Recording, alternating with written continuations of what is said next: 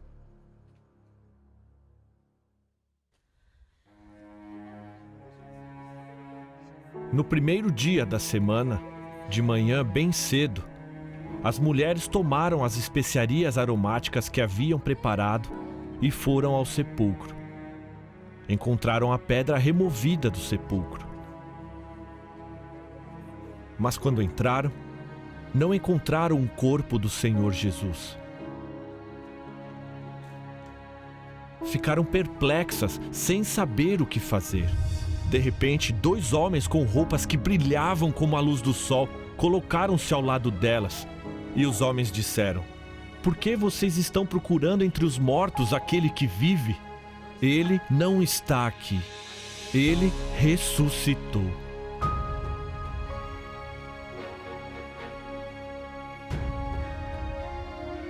Romanos 1:4 diz que Jesus foi declarado com poder ser o Filho de Deus pela sua ressurreição dentre os mortos. Jesus Cristo, nosso Senhor. A ressurreição de Jesus provou que ele era o Filho de Deus, o Messias. E a sua ressurreição também foi prova de que ele derrotou a morte. Em João 11, verso 25, Jesus disse: "Eu sou a ressurreição e a vida. Aquele que crê em mim, ainda que morra, viverá." Através da sua ressurreição, poderia oferecer aquilo pelo que todo ser humano anseia: a garantia da vida eterna, mesmo após a morte. E finalmente, a ressurreição de Jesus era a evidência de que Deus havia aceito o sacrifício do inocente Cordeiro de Deus. Está consumado. Tetelestai.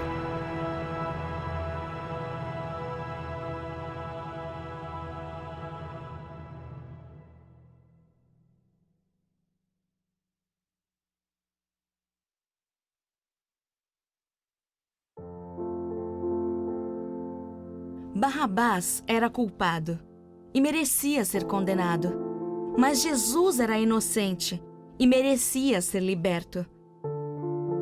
Naquele dia, no entanto, Barrabás foi solto, mas Jesus foi açoitado e entregue para ser crucificado. Veja, Barrabás representa você. Você também está condenado diante de Deus e merece punição. Todavia, Deus deu seu Filho inocente para ser condenado, para que você pudesse ser liberto.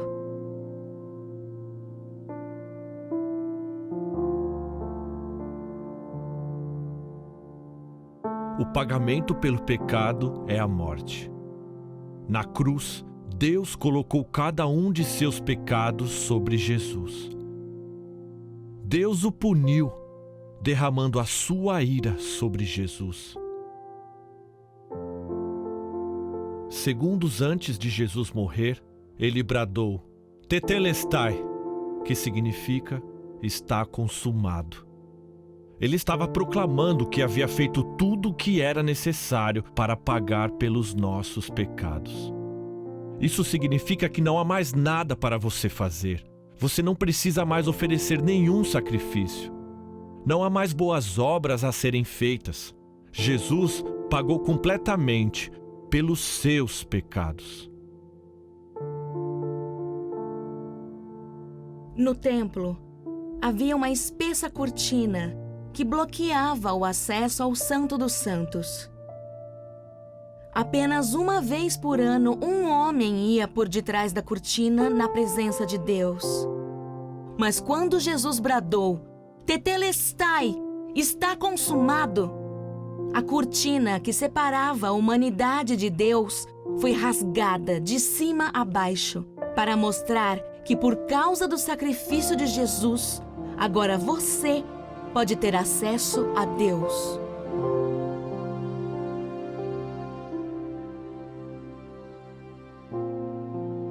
Durante o ministério de Jesus, alguns críticos exigiram um sinal milagroso para provar a sua autoridade. Jesus disse que o último sinal que provaria quem ele era seria esse: quando o matassem, em 3 dias ele ressuscitaria. A ressurreição de Jesus é a prova que ele é quem ele afirma ser, o Filho de Deus, o Messias. A ressurreição de Jesus demonstra que as suas palavras são confiáveis e que ele verdadeiramente pode oferecer a vida eterna a você.